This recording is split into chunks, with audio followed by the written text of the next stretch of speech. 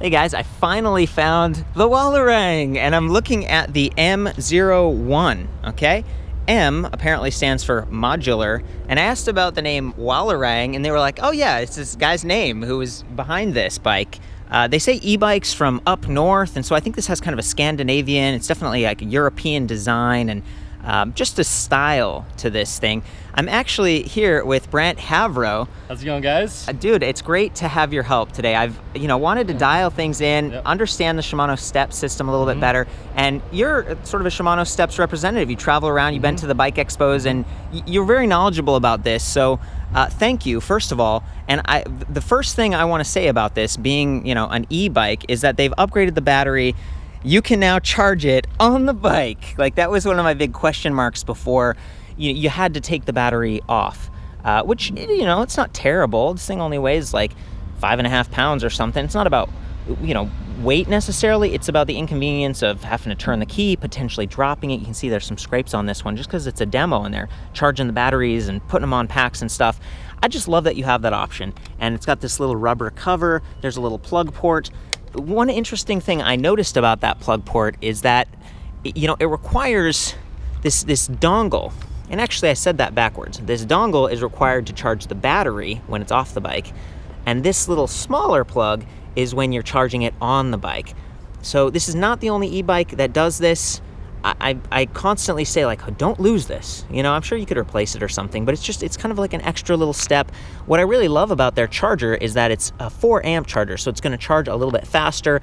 It's a slightly bigger, slightly heavier than some of the other chargers out there, but you want it to be safe, and charging at that higher rate, I think you make some trade-offs on that. So the battery pack here, 36 volt, 11.6 amp hours, just touch above average. The Shimano STePs mid-drive system is 250 watts nominal, and then 500 peak. We were talking about torque. Do you remember the Newton meters that this thing puts out? Yeah, so the Eco will be 30 Newton meters, normal 40, and high 50. Wow, nice. Well, and that's kind of a neat, I wasn't expecting at the different levels. It does have 3 levels of assist. What I've noticed just riding this thing around is it's very responsive, and you hear it a little bit. It's a geared motor, but it's kept low, it keeps the frame balanced, and it's a responsive system. It's measuring your rear wheel speed, your pedal cadence, and your pedal torque. And oftentimes I would say, does it have shift sensing?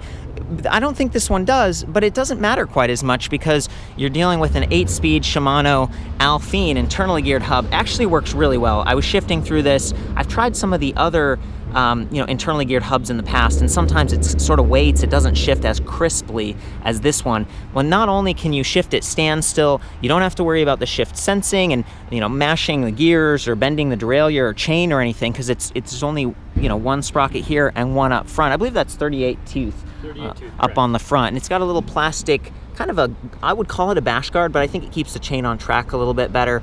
And then we've got this nice chain cover to keep your pants and everything clean. I like that. Even a little bit of a chain tensioner, I believe, right here. And that's going to keep it from bouncing all around and making noise, and maybe even, raise that clearance a little bit. It's neat to have a system like this and to have it be electronically shifted. Oh my gosh, that was really cool. That's the best part. And you have the option to do an automatic or manual. So it just kind of gives that rider a preference on what they want to do. And I personally like it manual because you can kind of obviously choose what gear you want and do all that kind of stuff. But if I'm riding kind of leisurely, like on a bike path, I love to put it in the automatic mode, and it's super fun. Well, what he's talking about here is this thing can automatically shift gears to sort of maintain a certain cadence for you. So it's automatically shifting gears versus having to come over here and, kind of arrow up or arrow down. You'll notice this doesn't have plastic triggers. It doesn't have a twister. It's electronic. It's buttons. And I really like that they're using this little button pad module thing that's symmetrical to the one on the left. So this one's set up to be your electronics, like what level of assist, what's your display showing, versus the one on the right, that's changing gears and then changing from automatic to manual with that black button. I've been told that you can even reverse them because they're symmetrical, so you could change it up if you want your shifters on the left. Just kind of neat to see. I'm going to jump into some of the hardware here and just fill in some of the gaps before we get too much more into the electronics. What we're looking at here is their high step frame design. I like that the top tubes it is fairly angled, so the standover height isn't ridiculous. They still managed to get in bottle cage bosses. That's my favorite. You could have a drink right here, or you could have a folding lock or a mini pump or any combination of things. It's nice to have those in addition to these really cool racks, and the racks can be taken off if you want to. You'll notice that the front one, it's independent of your steering, so that it's not gonna like slosh over or weigh the bike down when you're parked. That's really nice. And they've even got like a basket accessory. I think it's like $100. But this platform can support 25 kilograms. That's 55 pounds. Same with the back, 25 kilograms. This one's stamped with it.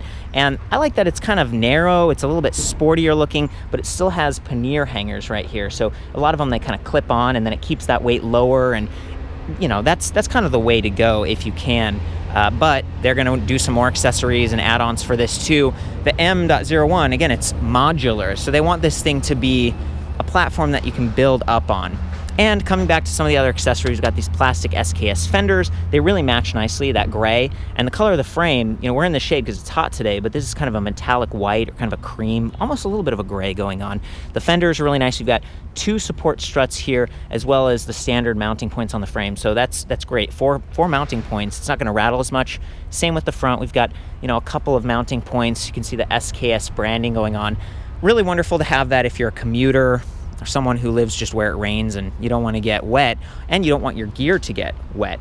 If you take the racks off, you know, the front one and the rear one, they, you know, the bike turns into something a little bit more sporty, and you know, it's going to lighten it up a little bit. This is about 51 pounds. I was really surprised. That's not very heavy for an electric bike.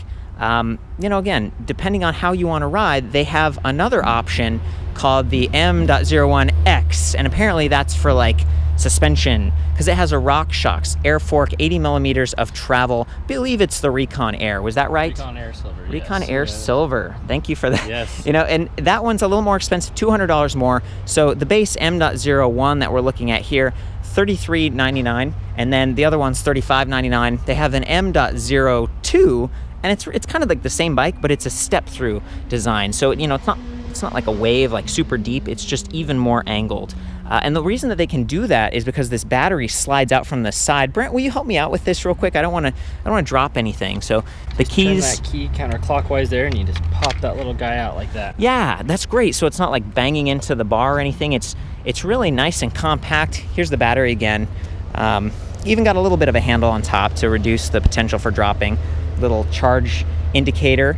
Maybe you can click that back on for me real quick. Oh, and let's pretend that we didn't have the keys. Let's pop this little guy in this little groove right here. Then this guy just kind of goes in and pops in. And it's like locked. It's like, yep, you don't have to have the keys in. It automatically locks. I think that's a really nice design. Yes. It's pretty thoughtful. Same form factor as last year's battery. I don't know if do these happen to be backwards compatible with the older batteries? Yes, you can put it in all of our current batteries that work on this. Yes. That's nice. As long as it's not our E8000 battery, yes, it'll work on there. Okay, sweet. Coming up here to the grips, these are like kind of semi-ergonomic, locking. We've got a little cat eye flick bell. That's an upgrade. A lot of times the flick bells you see on e-bikes are just super cheap, but that's branded. Relatively, this is a more active body position. Flat bars, a little bit of a rise, maybe 15 degree on the stem, 80 millimeter length. You could flip that. We've got it raised right now. We've got these 10 millimeter stacks, a total of 30 millimeters rise. But if you wanted, you could flip it down and be really aggressive, you know, take off the racks and, you know, be a speed demon. The top speed on this is 20 miles per hour, so it is a class 1 electric bike. There's no throttle or anything. We've just got those 3 levels of assist. But what I found is it's very zippy. And again, being able to change gears more seamlessly with this bike, it feels really good. 14 gauge spokes, front and rear, black, so they blend in, reinforcement eyelets. I like the tires too. These are Kenda tires, Kenda Coast, and you can see that they've got this nice reflective sidewall stripe just to keep you even more visible. These are 27.5 by 1.75, so it's kind of a unique size for sort of a road bike. Like a lot of times you have the 700C that's like 28 inch. Yes. But then the tires tend to be narrower and they don't absorb the bumps as well and give you as much cushion or traction. So there's this question of efficiency, like the narrow, super like low surface area might be more efficient, but when you have electric assist, especially a really efficient mid-drive, maybe it doesn't matter, and then you go for comfort. And back to that M.01X with the suspension fork. So I love that they have multiple frame sizes. You've got the 18 inch or the 20 inch. So depending on your size, you can really dial this in and feel comfortable. These are not the stock pedals, in case you were seeing these Saints. Nice upgrade here. They just come with the Wellgo platforms. Pretty decent stuff. And then again, Shimano kit all the way across. I was saving the best for last year. I really like the brakes as well. Shimano Alpine hydraulic, tool-free adjustable reach. So if you're someone with smaller hands, maybe you're getting the step through, the smaller size, you can use them. They've got 160 millimeter rotors that are upgraded a little bit. So, you know, your braking power is going to be really good. Do you have anything to say about that, Brant? I mean, you're the expert here. Yeah, you know, like you're saying, it's like Shimano Alpine is like our high-end brakes. This is how you can adjust them from the levers right there. And overall, it's just going to be a very, very comfortable lever. If you notice, like you can almost, you know, four-finger it if you had to, or you can still use one. Comes down to obviously personal preference and stuff, but it's just one of our really, really nice brakes that is going to be, honestly, once you go to a brake like this on your commuter bike, you're never going to want to go back. It's true. Like these days, more and more hydraulic brakes are popping up on e-bikes, and it's a really nice upgrade. Can you talk about the rotors, why they have like, it's like black on the inside and silver on the outside? It looks nicer. It is our high-end, it uses like the IceTech technology on it. And it's a really cool, it's a little bit lighter weight, so we do use them on our mountain bikes and stuff as well. Cool. But overall, it has like steel on the outside, aluminum on the inside, so it helps disperse heat in the long run. So okay. And then the warranty on this, Walleräng, it's somehow connected to the Blix brand. I don't know if they're the distributors in the United States. Yeah, so Blix is the parent company, and then obviously Walleräng is the son of it. But they're really kind of cool company, and I'm not 100% sure on what the deal is with Blix being, or how that works with them. The relationship on that. You know, I didn't want to get too distracted, but what I'm trying to say is they've had bikes in the electric bikes in the US for a couple of years now. Yes. So even though to you it might be like, oh, Walleräng, what the heck is that? It's like, hey, these guys have been around. They got the 2-year warranty, comprehensive, 3 years on the frame, pretty nice. And just again, coming back to the frame, this is a purpose-built frame. See how it kind of cuts in a little bit, so the battery is a little bit tighter. Really nice lines, internally routed cabling. Especially with the white frame like this, you really start to notice if there's a lot of tacky black cables running around. And the Shimano system, I mean, look at like one little wire right here and then a couple going out to the button pads. It's really clean. And I appreciate that, especially if you're gonna hang this on the back of your car. You know, maybe you take the battery pack off and you're mounting it on a rack. You know, you can do that without worrying about snagging those cables and stuff, and I appreciate it. I keep trying to push this rubber thing in. I got it before, but that's one area. There we go, and I just got it on the first try, so that was one area. It's like I want to make sure that's done right. I think the frame felt really solid to me when riding, and maybe it's time to hop on, but I don't want to miss out on the lights either. These are Spaninga. We got a Kendo in the front, integrated. Pixio on the rear, and they run off that main battery pack too. So it's the kind of thing where you don't have to worry about taking the lights off, charging them, accidentally leaving them on. It's a really integrated solution. And I think we said 31.6 millimeters on that seat post. Yes, correct. Okay, the reason I'm calling that out is because you might want to put a suspension seat post if you buy this one. Over time, again, riding further at higher speeds on average, it can, you know, there's some vibration and stuff. So it's nice to be able to do that. 31.6 is a little bit thicker, it's a little bit sturdier than the standard 27.2 that you see on a lot of other ones. Also, the way they've turned it, I guess the way you activate this, there's 2 steps maybe in the past, and now it's just 1 step. You can either press at the battery or at the display. That's correct. Does that sound right? In the past, you always had to turn it on from the battery, where now you have the option of turning it on from the display unit. I like that makes things a little bit easier for the consumer. Yeah, the opportunity of obviously turning the headlights on there. It's a little bit easier to read screens. So just overall, it's a big upgrade. And the display panel, it's kind of got this adjustable angle thing going on, and I believe it's removable. There's like a little clip thing right here. Do you know how to do that? Yeah, I don't want to push that little guy down like that, and then slide up. Down. Oh, look at that! This is a great feature because you're parked out at work or whatever. If you're actually commuting, this is so beautiful. You don't want it to get damaged or scratched. So I love that. That's a big upgrade for me. And then, you know, I always fumble with this when I'm filming, but that slides on really easily. That was nice. So needs to hold that down for about 2 seconds. The other thing they've done in terms of improvement here is, I don't know if the orientation, it wasn't quite as large before. It was a little bit harder to read. A little bit harder to read. Yeah, it's, you know, you come back here, imagine sitting upright. This is a wide angle lens, but still it gets a little smaller. So your speed is really big. Got time up at the top left. A battery infographic with like pixel level resolution. So it's not just 5 bars. There's a lot of bars, as it were.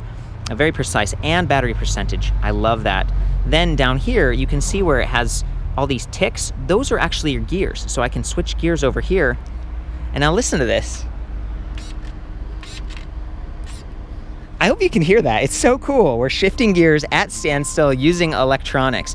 Is one of the benefits of this like less cable stretch, or it's easier for people? Like what's the benefit? Yeah, it's just easier for people, especially people who live in maybe a place where they don't want to do a lot of maintenance on their bike. They're in wet weather climates or whatever that deal might be. It's just really easy to use for consumers. Yeah. And it gives people different options. Some people still like having the derailleur so they can kind of adjust it and do all little tinkers with it. But the Di2 hub, it's just gonna be very, very low maintenance is the biggest thing. Absolutely. And you can imagine if this tipped over, there really isn't like a derailleur. There's not as much stuff going on to get bent. You don't have to worry about the sprockets, the teeth wearing down. It's all inside that hub. And a lot of times I would say, well, that increases the weight. It certainly increases the cost a little bit. This is not the cheapest electric bike out there, but you know, in this case, it's not that much weight. Like, I was surprised. And you said you can even upgrade to an 11 speed. You can upgrade to 11. You won't be able to do the automatic shifting, but you can upgrade it to 11 speed. In that case, you just have triggers, like traditional triggers? No, it still uses the same shifter and everything like this, but if you upgrade part of the hub right there, you can actually make this bike into an 8-speed automatic or 8-speed manual shifting bike.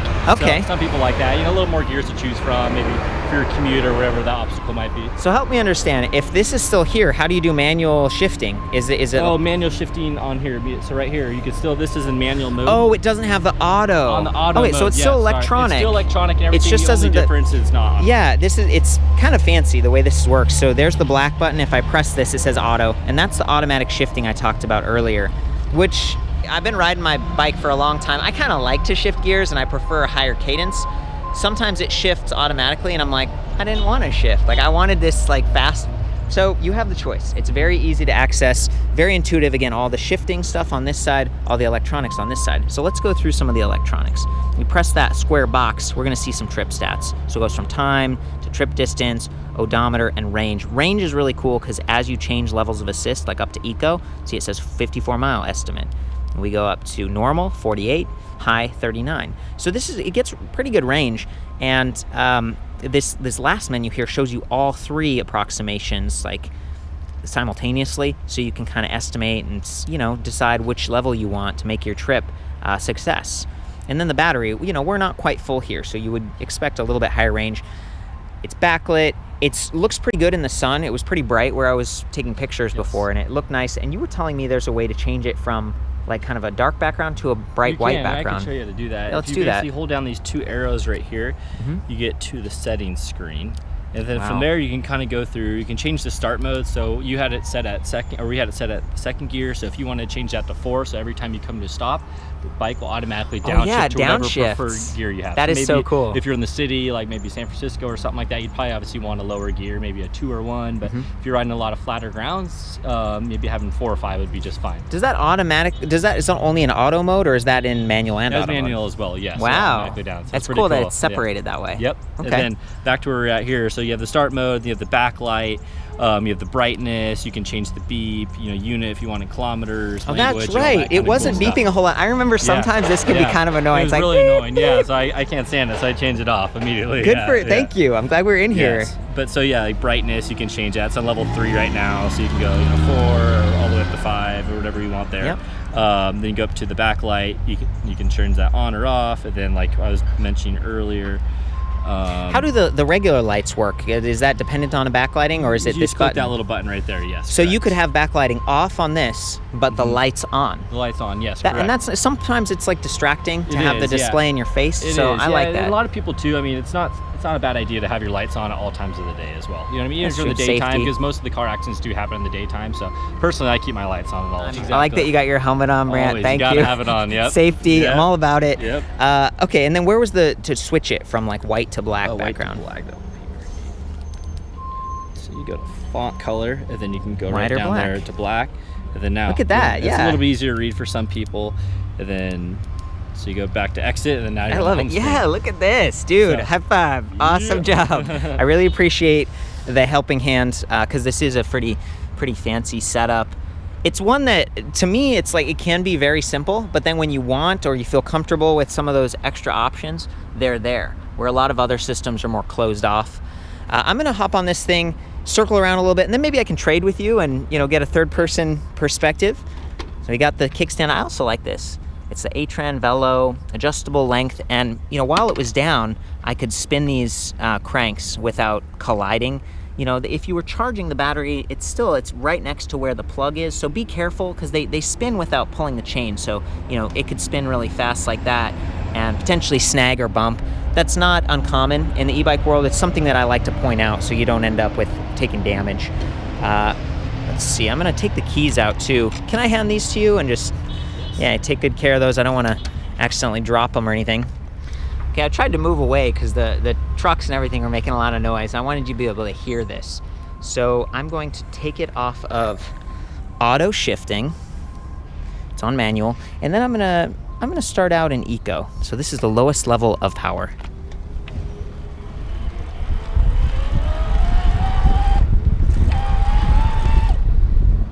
It has that kind of like droid type of like ring kind of sound, but it's really not so loud once you're up here.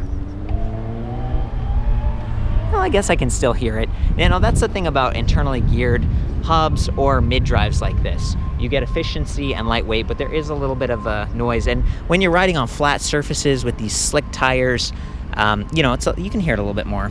Let's go up to high, and we'll notice that, especially at higher RPM, you can hear it. And I want you to look at how fast it responds.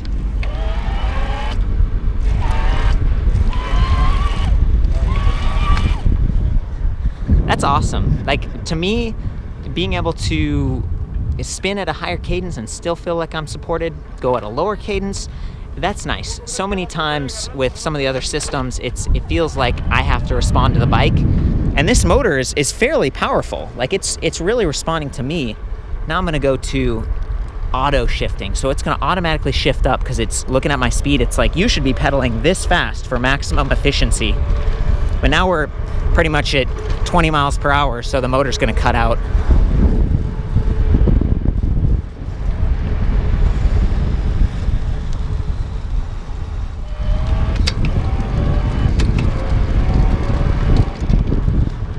I hope you heard that. It shifted twice just based on the speed. So I'm gonna do it again.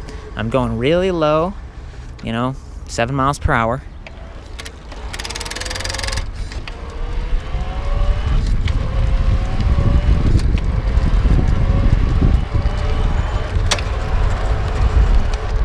That's neat. There's more and more automation happening in the e-bike world, and it's neat to see it, got to experience it. A couple times I noticed like a little bit of a clicking, like just the shifting happening. This is a demo bike, it's been to some events, so it's hard to say how common that is, but the majority of the shifts I did worked fairly well. Okay, I'm gonna start out in eco mode and just shift through the gears. So this is its quietest operation.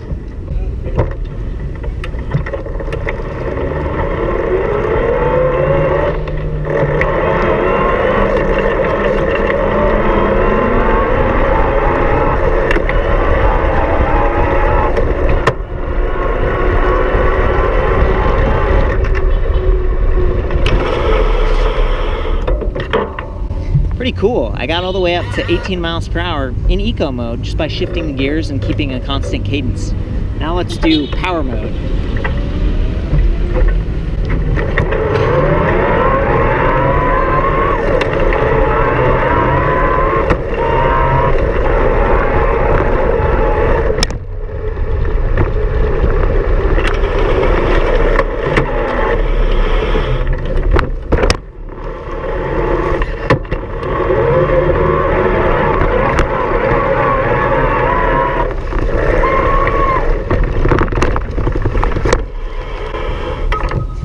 Pretty cool. I was able to shift down kind of mid-climb on that hill and make it up without standing up or really overexerting myself.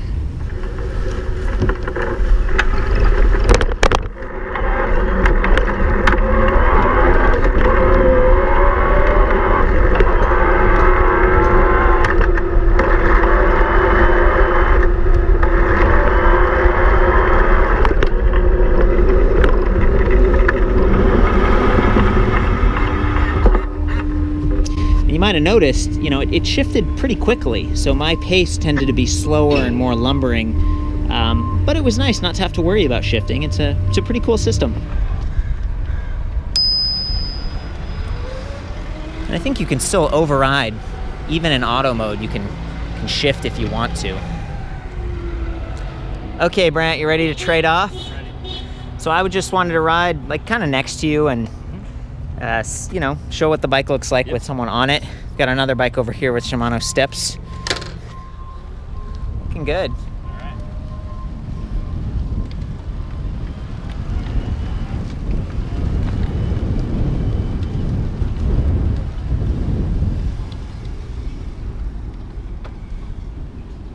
Yeah, I can see the light a little bit. It's kind of nice.